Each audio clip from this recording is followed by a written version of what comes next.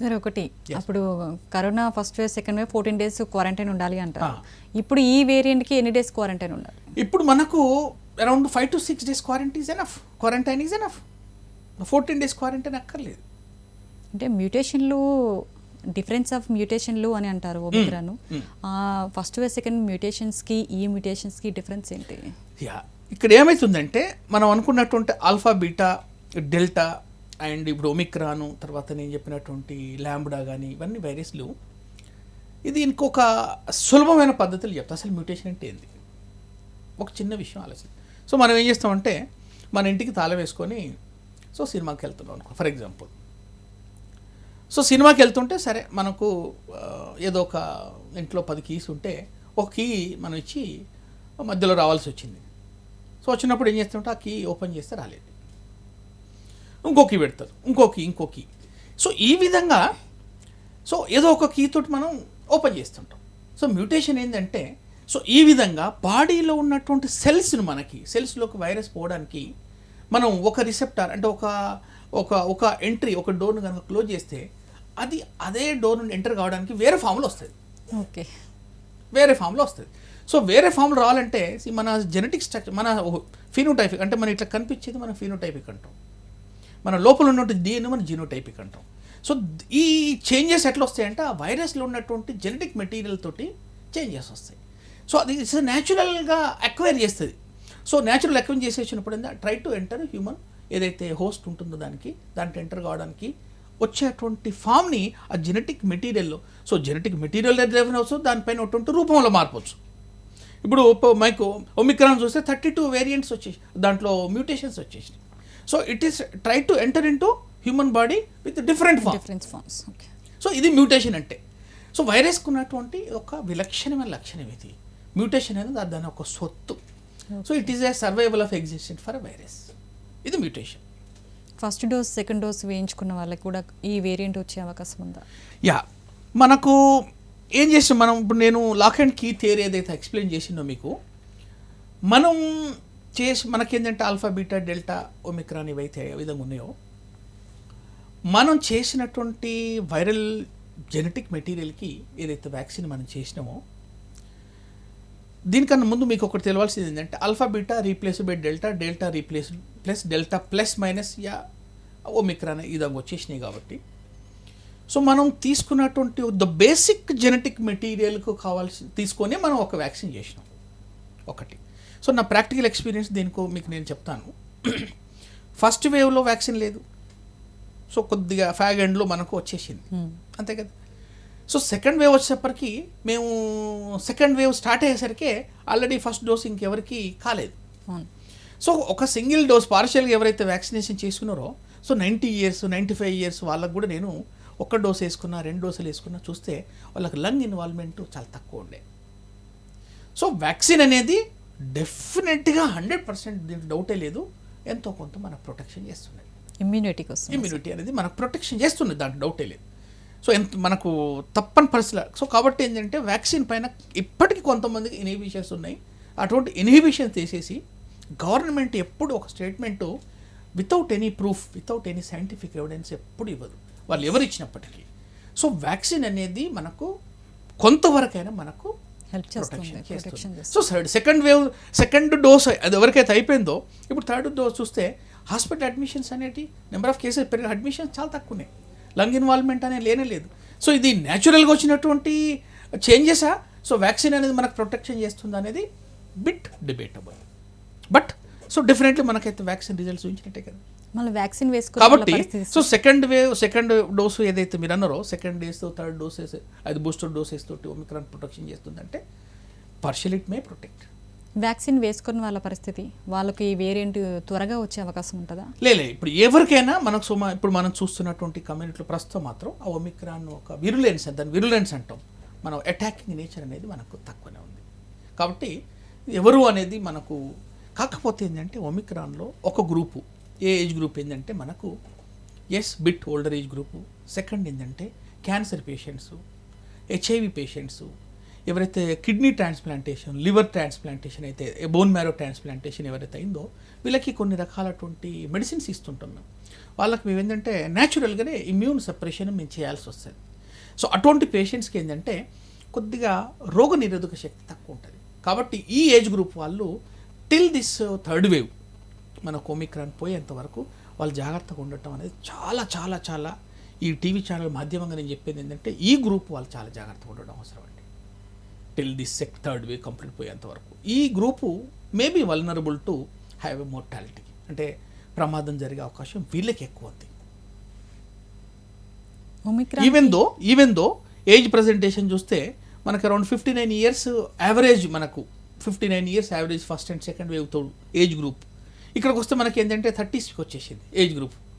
Even though so అంటే వాళ్ళ ఆ ఏజ్ గ్రూప్ తోడు పోలిస్తే ఈ ఏజ్ గ్రూప్ అనేది వస్తున్నది. బట్ ఈవెన్ దో సో ఈ గ్రూప్ వాళ్ళు సెపరేట్ ఎంటిటీ వీళ్ళు మాత్రం జాగ్రత్తగా అప్రమత్తంగా ఉండటం అనేది చాలా అంటే చాలా అవసరం. ఒమిక్రాన్కి మందులు ఏమైనా ఉంటాయంట? ఎస్, రిగార్డింగ్ ట్రీట్మెంట్ కోవిడ్కి చూస్తే వాస్తవం చెప్పాలంటే మానవాళిలో న్యాచురల్ యాక్సిడెంట్స్ జరుగుతుంటే ఈ యాక్సిడెంట్స్ను మనం జయించగలమనేది, మనం ఎంత త్వరగా కూడా జయించమనేది ఒక ప్రూఫ్ అండి ఇది. దాంట్లో ప్రపంచవ్యాప్తంగా కూడా మనం ఒక ముందడుగు ఈ పరిస్థితులలో మనం వ్యాక్సిన్ తయారు చేసుకోవడం ఒక పెద్ద భయంకరమైనటువంటి చాలా గొప్ప విజయం. సో ట్రీట్మెంట్ విషయానికి వస్తే నా ప్రాక్టికల్గా నేను చూసినట్టు అనుభవం మీకు చెప్తాను. ఫస్ట్ వేవ్లో నేను ఆల్మోస్ట్ 70% ఆఫ్ డ్యూరేషన్ వరకు, అంటే మనకు మార్చ్, ఏప్రిల్, మే వరకు స్టీరాయిడ్సే పెట్టినాం. స్టీరాయిడ్స్ అనేది ఎవరికి, అది కూడా దానికి ఒక క్రైటీరియా ఉంది, ఎవరికి స్టీరాయిడ్ మసల్ మందులు ఎవరికి ఇవ్వాలి. 90% ఏ సిమ్టమ్ అయినప్పుడు వాళ్ళకి మనం మెడిసిన్స్ ఇవ్వం. ఓకేనా?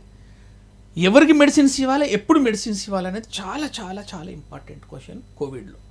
ఎవరికి మెడిసిన్స్ ఇవ్వాలి, ఎప్పుడు మెడిసిన్స్, ఏమేమి మెడిసిన్స్ ఇవ్వాలి, ఇది దయచేసి సగటున కొంతమంది మొత్తం అందరూ దీని కొద్దిగా ఇంట్రెస్ట్ వినడం అనేది, నా ఒపీనియన్ షేర్ చేసుకోవటం అనేది అవసరమని నాకు అనిపిస్తుంది. మనకు ఆక్సిజన్ పడనంత వరకు first of all A medicines అవసరం లేదు. ఎప్పుడైతే ఆక్సిజన్ పడుతుందో ఎర్లియస్ట్ యాంటీవైరల్ థెరపీ అనేది యాంటీవైరల్కి వస్తే మనకి ఏంటంటే ఫెవిపిరివిర్ అని కొన్ని మెడిసిన్స్, ఈవెన్ రెమ్డెసివిర్ అని కొన్ని మెడిసిన్స్ ఉన్నాయి. సో వీళ్ళకి ఇచ్చిన వాళ్ళకి ఎర్లీ సో ఏ సిమ్టమాటిక్ ఉన్న వాళ్ళకి ఏ మెడిసిన్స్ అవసరం లేదు. That is clear. ఎవరికైతే ఎవరికైతే ఆక్సిజన్లో శ్వాసలు ఇబ్బంది ఉంటుందో వాళ్ళకి మాత్రం మెడిసిన్స్ ఇవ్వాల్సి వస్తుంది. ఆ మెడిసిన్స్ ఎవరికి ఇవ్వాలి, ఏ మెడిసిన్స్ ఇవ్వాలంటే డెఫినెట్గా మనకి ఏంటంటే స్టీరాయిడ్స్ను యాంటీవైరల్ మెడిసిన్స్ కొన్ని ఉన్నాయి. సో ఈ మెడిసిన్స్ ఇవ్వటం వల్ల మనకు చాలా అంటే చాలా పెద్ద ఎత్తు విజయం సాధించిన మనం. దాంట్లో కొన్ని యాంటీబాడీస్, మోనోక్లోనల్ యాంటీబాడీస్ అని కొన్ని మనకు తర్వాత అవి కూడా మనం ఇన్వెంట్ చేయగలిగినాం. సో విషయం ఏంటంటే కోవిడ్ సెకండ్ వేవ్ వరకు, సో కోవిడ్ సెకండ్ వేవ్లో ఎందుకు బాగా చనిపోయారు ఇంత పెద్ద వైద్యం ఉన్నప్పటికీ ఏంటంటే ఇది సడన్ ఎపిసోడ్. మనం ఇంత ఎక్స్పెక్ట్ చేయలేదు, ఇది ఈ విధంగా ఎక్స్ప్లోడ్, ఒక బాంబ్ బ్లాస్ట్ లాగా అయిపోతుందని. కానీ ట్రీట్మెంట్ లేక కాదు, ట్రీట్మెంట్ ఉంది. స్టీరాయిడ్స్ బ్యూటిఫుల్గా రెస్పాండ్ చేసినాయి. నేను సుమారు కొన్ని వేల కేసులను, కోవిడ్ కేసులు వైద్యం చేసినాను. ఫస్ట్ వేవ్లో సుమారుగా 1000+ కేసెస్ వైద్యం చేసేంత వరకు కూడా మనకు యాంటీవైరల్ ఫెవిపిరివిర్, రెమ్డెసివిర్ అనేది మనకు రాలే. సో అప్పటికి కూడా జనాలు ఏం చనిపోలే. సో స్టీరాయిడ్స్ అనేది బాగా పనిచేసినాయి. బట్ విషయం ఏంటంటే ఎప్పుడైతే ఆక్సిజన్ డిప్ ఉంటుందో అప్పుడు మాత్రమే రోల్ వస్తుంది అన్నట్టు. సో తర్వాత మోనోక్లోనల్ యాంటీబాడీస్ అని కొన్ని వచ్చేసినాయి. సో విషయం ఏంది, మెడిసిన్స్ ఉన్నాయా లేవా? ఎస్, మెడిసిన్స్ ఉన్నాయి. సో మనం ఒమిక్రాన్ ఆపొచ్చా, మెడిసిన్స్ ఏమన్నా సీరియస్ ఉన్న వాళ్ళకి? ఎస్, 100% ఆపొచ్చు. ఎప్పుడు? Earliest report. ఎవరికైతే ఆక్సిజన్ పడిపోతుందో వాళ్ళే. అందరూ మీరు లైన్లో కట్టి మళ్ళీ హాస్పిటల్స్ కొలాప్స్ చేసుకోవాల్సిన అవసరం లేదు. ప్రైవేట్ హాస్పిటల్, కార్పొరేట్ హాస్పిటల్ ఉరకాల్సిన అవసరం లేదు. ఓకేనా? ఆక్సిజన్ చూసుకొని దాని ప్రకారం మనం గవర్నమెంట్ బ్యూటిఫుల్గా ఆర్గనైజ్ చేసింది. ప్రతి ఒక్క ప్లేస్లలో ప్రైమరీ హెల్త్ సెంటర్స్ కానీ, మేజర్ హాస్పిటల్స్ కానీ, ఒక సెపరేట్ కోవిడ్ సెంటర్స్ కానీ, ఎక్కడికి పోయి డబ్బులు లక్షలు పోయి అడుచుకోవాల్సిన అవసరం లేదు. ఎస్, యువర్ క్వశ్చన్ 100% దీనికి వైద్యం ఉంది. ఒక డౌట్ సార్. Yes madam. ఎంతోమంది కరోనా పేషెంట్స్కి మీరు ట్రీట్మెంట్ చేస్తారు. మీకు ఆ సమయంలో కరోనా బారిన పడ్డారా మీరు? నో, ఇది క్రెడిట్ బహుశా మా మదర్ అండ్ మా ఫాదర్కే పోతుంది అనుకుంటా.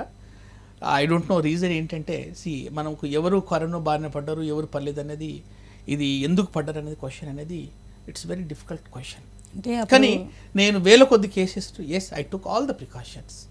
మాస్కింగ్ కానీ, గ్లౌస్ కానీ, హ్యాండ్ శానిటైజర్ కానీ, తర్వాత పీపీ కిట్స్ కానీ పెట్టేసుకొని మేము 100 పేషెంట్స్ మధ్యలో నడుచుకుంటూ పోయినాం. పేషెంట్స్ని పల్స్ పట్టుకున్నాం, బీపీ పట్టుకున్నాం, లంగ్స్ చెక్ చేసినాం. ఓకేనా, వాళ్ళను మేము దగ్గర కూడా తీసుకున్నాం, అన్నీ చేసినాం. And I'm with you, in front of you. So నాకు టచ్ వుడ్ ఈరోజు వరకు నాకు కానీ, నా మేడం కానీ, మా మేడంకి మా వైఫ్ కానీ, నా పిల్లలు కానీ, so this thing blessings definitely family not as entire family spared both. మీరు ఆర్మీలో పనిచేస్తారు కదా, Yes, అక్కడ madam. వైద్యం, అక్కడున్న ఫుడ్కి ఇక్కడున్న ఫుడ్కి, అక్కడున్న వైద్యానికి ఇక్కడున్న వైద్యానికి ఎస్ ఏమైనా తేడా మేడం. ఉందా? ఇక్కడ ఆర్మీలో నేను 24 ఇయర్స్ నుండి ఆర్మీలోనే. ఓకే, నేను ఇప్పుడు 48 సంవత్సరాల వయసు నాది, ఇంకో 10-12 సంవత్సరాల ఆర్మీ సర్వీస్ ఉంది నాది.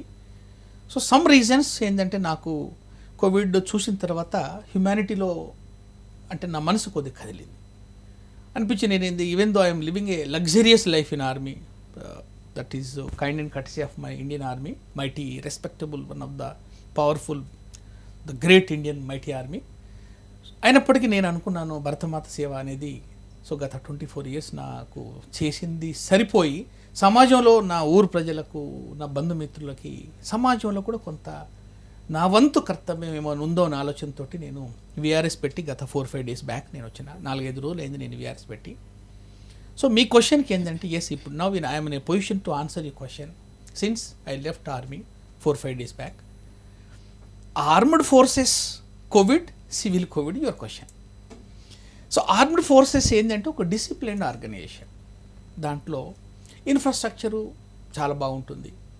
తర్వాత మెజారిటీ ఏంటంటే మనకు హెల్దీ ట్రూప్స్ ఉంటారు, ఏజ్ గ్రూప్ అనేది చాలా తక్కువ ఉంటుంది. మనకేంటంటే వాళ్ళకి hardly 30s and majority are 20s and 30s and minorities around 40s and 50s. So అక్కడ ప్లస్ డిసిప్లిన్, మేము ఒక ఆర్డర్ ఇస్తే ఆర్డర్ అనేది అక్కడ ఇంప్లిమెంట్ అయిపోతుంది. క్వారంటైన్ కావాలంటే క్వారంటైన్ కావాలి, అండ్ ఫిజికల్ ఫిట్నెస్ ఉంటుంది. మనకు ఇన్ఫ్రాస్ట్రక్చర్, క్వారంటైన్ ఫెసిలిటీస్ కానీ, ఇన్వెస్టిగేషన్ ఫెసిలిటీ కానీ, మెడిసిన్స్ కానీ. తర్వాత డైట్, డైట్ నేను డైట్ విషయంలో మీకు ఒక క్వశ్చన్ మీకు చెప్పాల్సి వచ్చింది ఏంటంటే, డైట్ అని జనాలు ఎంత డబ్బు ఖర్చు పెట్టుకున్నారో సో వాళ్ళు చెప్తుంటే ఆశ్చర్యపడుతుంది. నేను వైద్యం చేసిన వాళ్ళకు 1000 రూపాయలకు రాసైతే వాళ్ళ డైట్లకి ఏంటంటే 15,000 కూడా ఖర్చు పెట్టుకున్న వాళ్ళు ఉన్నారు. కివీ ఫ్రూట్ అని, ఆ ఫ్రూట్, ఈ ఫ్రూట్, ఆ బాదాం, ఇవంతా ఫర్జీ. ఇదంతా డైట్లో ఏం, కొందరు చికెనే తినాలని వాడు రోజు చికెనే తినటం, మటనే తినటం, ఇవన్నీ తప్పండి. మనం ట్రాఫిక్ సిగ్నల్స్ చూసినాం, వాళ్ళు ఏం డైట్, వాళ్ళు ఏది కాజు, బదాం, కిస్మిస్, కివీస్ తిన్నా వాళ్ళకేమో. సో అక్కడ ఏంటంటే డైట్ అనేది నార్మల్ డైట్ ఈజ్ ఎనఫ్. డైట్కు కోవిడ్ వైరస్కి ఏం సంబంధం ఇక్కడ? Normal diet is enough. ఇది ఒక వైరస్, జెనెటిక్ మేకప్ ఉంటుంది కొంతమందికి, లంగ్స్లో పెనిట్రేషన్ అనేది బాగా జరిగిపోయింది. కోవిడ్లో మీకు అందరికి ఒకటి ఇంపార్టెంట్ విషయం చెప్పాలంటే, ఒక కోవిడ్ అనేది ఒక డిఫరెంట్ టైప్ ఆఫ్ వైరస్. అదేంటంటే నరాలకు వ్యతిరేకంగా, సెల్స్కి వ్యతిరేకంగా, రక్తనాళాలకు వ్యతిరేకంగా, ఏమంటున్నా రక్తం గడ్డగట్టే లక్షణం ఉండే. డెల్టా, ఆల్ఫా కానీ, బీటా కానీ, డెల్టా కానీ, రక్తనాళాలలో రక్తం గడ్డగట్టే లక్షణం ఉండే. సో అది ఎవరు గడ్డగడుతుంది అనేది, సో మనకు డైట్కు రక్తం గడ్డగుంటకు చూసుకోవడానికి అదే దీని ప్రాపర్టీనే. దీని ఏమంటామంటే మేము థ్రాంబో ఇన్ఫ్లమేషన్ అంటే, థ్రాంబో ఇన్ఫ్లమేషన్ ఒక శబ్దం ఉంది దీనికి. థ్రాంబో ఇన్ఫ్లమేషన్ ఒక శబ్దం, సైంటిఫిక్ టర్మ్. దీనికి ఉన్నటువంటి లక్షణమే రక్తం గడ్డగట్టడం అంటే సీరియస్ ఫామ్లో, సీరియస్ ఎవరికైతే ఉంటుందో అది మీ రక్త కణాలను, రక్తాన్ని మొత్తం గడ్డగట్టి ఆక్సిజన్ ముందుకు పోకుండా చేస్తుంది. సో అప్పుడు ఏంటంటే సివియర్ ఫామ్ లంగ్స్ డ్యామేజ్ అవుతుండే అన్నట్టు. సో దీనికి డైట్కి ఏం సంబంధం ఉంది? రాకుండా చూసుకోవటమే. ఏంటి? Social distance. Social distance norms ఏదైతే మన WHO కానీ, ICMR ఏదైతే గైడ్లైన్స్ ఇచ్చిల్లో ఈ డైట్ తీసుకోమని ఎక్కడ రాసిండ? డైట్కి దీనికి సంబంధం లేదు. సోషల్ నామ్స్, మాస్కింగ్ అని చెప్పిండ్రు, సోషల్ డిస్టెన్స్ అని చెప్పారు. మీరు ఫంక్షన్స్, ఇప్పుడు కోవిడ్ థర్డ్ వేవ్ వచ్చేసింది, ఇప్పుడు మనం 100 మంది గ్యాదరింగ్ అయిపోయి 1000 మంది గ్యాదరింగ్ అయిపోయి పెళ్ళిళ్ళు ఇవన్నీ చేసుకోవటం అనేది బెటర్, ఇట్స్ పోస్ట్ పోన్. అంతేకాని మనం అక్కడికి పోయి మంచి డైట్ తింటాం మనం కోవిడ్ రాదంటే ఏమన్నా అర్థం ఉందా? లేదు. సో డైట్కు కోవిడ్కు నా సైపు స్పెషల్ డైట్, కోవిడ్కి సంబంధం నేను అనట్లేదు. నేనేమంటున్నా, స్పెషల్ డైట్ అవసరం లేదు. నార్మల్ ఏదైతే ఉందో social norms, normal diet, no special diets. So మీ క్వశ్చన్కి ఆర్మీకి దీనికి ఏమో డిఫరెన్స్ ఏంటంటే, ఎక్కడైనా మనుషులేనండి. ఎస్, అక్కడ ఫిట్ సోల్జర్స్ ఉంటారు, ఏజ్ గ్రూప్ తక్కువ ఉంటుంది, డిసిప్లిన్, ఇన్ఫ్రాస్ట్రక్చర్స్ డిఫరెంట్. సో అక్కడ ఏంటంటే వి వన్ ద బ్యాటిల్, మనకు లీస్ట్ మోర్టాలిటీ. నా చేతిలో సర్వింగ్ సోల్జర్ అయితే నాకు అందరూ నా దగ్గరకు వచ్చిన సోల్జర్స్ నేను కాపాడుకోగలిగిరా. సో సోల్జర్స్లలో మాకు మోర్టాలిటీ అనేది జరగలే. Soldier doctor. ఎస్, సోల్జర్స్కి వైద్యం చేసేటువంటి నాకు భాగ్యం ఉన్నటువంటి నేను ఒక సోల్జర్ డాక్టర్. Yes madam. పిల్లలకి కరోనా థర్డ్ వేవ్ ముప్పు అని అంటున్నారు కూడా. పిల్లలు ఎలాంటి జాగ్రత్తలు తీసుకోవాలి? ఎవరికైనా జాగ్రత్తలు రిమైన్ సేమ్. ఇక్కడ పిల్లలకు స్పెషల్గా అనేది ఇక్కడ రాలే. డోసులు కూడా ఆఫ్రికన్ స్టడీస్ చూస్తే మనకు ఏజ్ గ్రూప్ 30s నేను చెప్పింది మీకు, యావరేజ్ ఏజ్ గ్రూప్ 30 నేను చెప్పినాను మీకు. మనకు కోవిడ్ ఫస్ట్ అండ్ సెకండ్ ఏవైతుండేనో అది మనకి ఏమైందంటే అరౌండ్ 50s 59 అది మనకు యావరేజ్ రెండు కలుపుకుంటే. ఇక్కడ ఏంటంటే 39. పర్టికులర్గా పీడియాటిక్ ఏజ్ గ్రూప్ అనేది ఒమిక్రాన్లో లేదు. అండ్ ప్రికాషన్స్ అనేది try to same precautions, masking, sanitisers. ఇప్పుడు సో వాళ్ళని కొద్ది ప్రికాషన్స్ అదే. ఇప్పుడు ఏమవుతుందంటే ఇక్కడ పిల్లలకి వస్తుంటే ఎడ్యుకేషనల్ ఇన్స్టిట్యూట్స్కి ఇట్లా కొన్ని ఎఫెక్ట్ అయిపోతాయి. ఇక్కడ నెంబర్ ఆఫ్ కేసెస్ చూసి, సివియారిటీని చూసి గవర్నమెంట్ టేకింగ్ డెసిషన్స్. మనకు లాక్డౌన్స్ అటువంటి సడన్లీ అంటే లాక్డౌన్ అనేది ఒక పెద్ద స్టేట్మెంట్ మానవాళిలో, ఒక పెద్ద అదొక భయంకరమైనటువంటి ఒక స్టెప్పు. అది మంచిగా జరిగింది, చెడు జరిగింది. ఆర్థికంగా ఎవరైతే ప్రాబ్లమ్స్ ఉండినో వాళ్ళు బాగా సఫర్ అయ్యారు. దేశ ఆర్థిక వ్యవస్థలో కూడా డిఫరెన్సెస్ వచ్చినాయి. సో ప్రిమాచ్యూర్గా ఎవరు ఎటువంటి ప్యానిక్ స్టేట్మెంట్ ఇవ్వాల్సింది లేదు. గవర్నమెంట్ ఏంటంటే గవర్నమెంట్ వెనకాల ఒక మెడికల్ టీం, ఒక ఇంటెలెక్చువల్స్ మాట ఉంటుంది, డాక్టర్లు ఒక టీం ఉంటుంది. ఆ టీము అక్కడ స్టడీ చేసేసి మనం ఇన్స్టిట్యూషన్కి ఎటువంటి ఇన్స్ట్రక్షన్స్ ఇవ్వాలన్నది ఆఫ్లైన్ ఆన్లైన్ అనేది మనం will take a decision. Question to your answer is yes. మనకు పిల్లలకి ఏమైనా special instructions remain same. The social distance, masking, avoiding crowd and unnecessary movements. ఆయుర్వేదిక్లో, హోమియోపతిలో దీనికి మందు ఉందా? ఎస్ మేడం, ఇట్ ఈస్ నేను ఒక అలోపతి, నేను ఒక ఎంబీబీఎస్ ఎండి జనరల్ మెడిసిన్ డాక్టర్ని. So I believe in my own literature. నేను చదివిన లిటరేచరు ఒకటి, నేను కొన్ని వేల కేసులను వైద్యం చేసిన కాబట్టి సో అదొక నాది ఓన్ లిటరేచర్ నేను చూసినాను. సో నేను ఎప్పుడు ఈ ఆయుర్వేదిక్ వైద్యం ఇవ్వలేదు ఎవరికి. సో ఆయుర్వేదిక్ అనేది ఒక గొప్ప శాస్త్రం, మూల శాస్త్రం మనందరికీ. నేను దాన్ని బాగా గౌరవిస్తాను. మన ఆయుర్వేదం, మన ఇండియన్ కల్చర్లో ఉన్నటువంటి వైద్యం అనేది మనకున్నటువంటి మూల వైద్యం ఆయుర్వేదం ఉంటే నేను దాన్ని పూర్తి గౌరవిస్తాను. కాకపోతే ఏంటంటే కోవిడ్కి వస్తే మేడం మనం మ్యాథ్స్ ఒక సైన్స్ ప్రకారం వెళ్ళాల్సి వస్తుంది. సో ఇప్పుడు ప్రోవెన్ మెడిసిన్స్ ఏమున్నాయి అనేది క్వశ్చన్. సో ఆయుర్వేదిక్లో అటువంటి మెడిసిన్స్ ఏమీ రాలేదండి. అటువంటి మెడిసిన్స్ వెనకాల పోయి హోమియోపతి కొంతమంది ఏం చేస్తారంటే, నేను చాలా యాడ్ చూసినాను పేపర్లో కానీ టీవీలో కానీ. ఇక్కడ మీకు ఒక చిన్న రిక్వెస్ట్ ఏంటంటే ఈ ఛానల్ మాధ్యమంగా ఒక సైంటిఫిక్ ఒక డాక్టర్ తప్ప ప్రస్తుతం ఇదేంటంటే ఇదొక విపత్తు మానవాళికి. ఇటువంటి విపత్తులు ఉన్న టైంలో ఎవరికి వచ్చినటువంటి ఆలోచనలు వాళ్ళు, నేను 2 రోజుల కోవిడ్ నయం చేస్తా, నేను 3 రోజుల కోవిడ్ నయం చేస్తా, మనకు వివిధ రకాలైనటువంటి మోడ్స్ ఆఫ్ ట్రీట్మెంటు కొంతమంది కొన్ని ఇన్వెన్షన్ చేసిండ్రు. సో దయచేసి ఏంటంటే మనం మనుషుల యొక్క జీవితాలతో ఆడుకోవద్దు. గవర్నమెంట్ ఏదైతే అప్రూవ్ చేసిందో ఆ మెడిసిన్స్ అది result based, evidence based, research based, అవి మనం వెళ్ళాలి. సో ఇప్పుడు ప్రస్తుతం ఉన్నటువంటి నా బుక్లో, నా లిటరేచర్లో, నేను చూసిన అనుభవంలో నేను ఎవరికి ఆయుర్వేదిక్ ఇవ్వలేదు, ఎవరికి హోమియో ఇవ్వలేదు, నా బుక్లో రాయలేదు. ఏమైందంటే కొంతమంది సో మీకు ఆయుర్వేదిక్ 2-3 గోళీలు వేసుకున్నారు, హోమియోపతి 2-3 గోళీలు వేసుకున్నారు, బాగుంటుంటే ఫస్ట్ వేవ్ సెకండ్ వేవ్ ఆ విధంగా కూడా చనిపోయిన ఉన్నారు. సో నా సైడ్ నుండి నేను ఎటువంటి హోమియోపతిక్ కానీ ఆయుర్వేదిక్ కానీ నేను అగెనిస్ట్ కాదు. వాళ్ళు కూడా మా కొలీగ్సే, మేమందరం డాక్టర్సే. కానీ ప్రస్తుతం I hope they also accept. So ప్రస్తుతం ఏంటంటే ఆయుర్వేదిక్ కానీ హోమియోపతి కానీ వైద్యం దీంట్లో నా బుక్లో మాత్రం రాయలేదు, నేను ఇవ్వలేదు. నేను ఇచ్చినటువంటి medicines, steroids, blood thinning agents, antiviral medicines, oxygen, వాళ్ళతోటి నేను వైద్యం చేయగలిగిన. నాకు ఆయుర్వేదిక్ హోమియోపతి ఇవ్వాల్సిన అవసరం రాలేదు. ఒకవేళ గవర్నమెంట్ ఏమైనా అనౌన్స్ చేస్తే, అది బుక్లో వస్తే, WHO గైడ్లైన్స్లో వస్తే, Indian council of medical research ICMR గైడ్లైన్స్లో వస్తే అప్పుడు మేము చూస్తాం. అప్పటి వరకు నేను 100% బిగ్ నో ఎక్స్పెరిమెంట్. మీరు మీ లైఫ్ తోటి ఎక్స్పెరిమెంట్ చేసుకోవటం ఈ సందర్భంలో తప్పు. ఎవరైనా వేరే వాళ్ళ లైఫ్ తోటి ఆడుకోవడానికి ఆయన స్వలాభాల కొరకు ఏదైనా అడ్వర్టైజ్మెంట్ ఇస్తే ఆయన నేరస్తాడు. అట్లా చేయొద్దు. మనుషులందరికీ మంచిగా ఉండడానికి, మనం సంతోషంగా ఉండడానికి, ధైర్యం ఉండడానికి కావాల్సినటువంటిది మనకి చేయాల్సింది. మనం ఎటుకు చేసి అందరినీ కాపాడుకోవాలి. ఇప్పుడు మనం ఇటు వైరస్కి అగెనెస్ట్ ఫైట్ చేయాలంటే ఒక కామన్ ఎయిమ్ తోటి, కామన్ ఎయిమ్ అందరూ మంచిగా ఉండే. అదే కదా మన common aim. So common aim కొరకు సైంటిఫికల్గా పోతున్నాం. So we should not go behind the myth, we should not go behind the mythology, better we should go behind science, evidence based. ఓకేనా? So big question, big no madam. Okay, thank you అండి మీ విలువైన సమయాన్ని మాకు కేటాయించినందుకు. So Omicron వచ్చినా ఏ ప్రమాదం లేదు అంటున్నారు డాక్టర్ కల్నల్ భిక్షపతి గారు. సో మీ విలువైన సమయాన్ని మాకు కేటాయించినందుకు థ్యాంక్ యూ అండి. ఒమిక్రాన్ వచ్చినా ఏ ప్రమాదం లేదు అంటున్నారు. చూసారు కదా, ఇది డాక్టర్స్ లైవ్. చూస్తూనే ఉండండి స్నేహ TV. If you like this video, please like it, share it, and for more videos, please subscribe to our channel.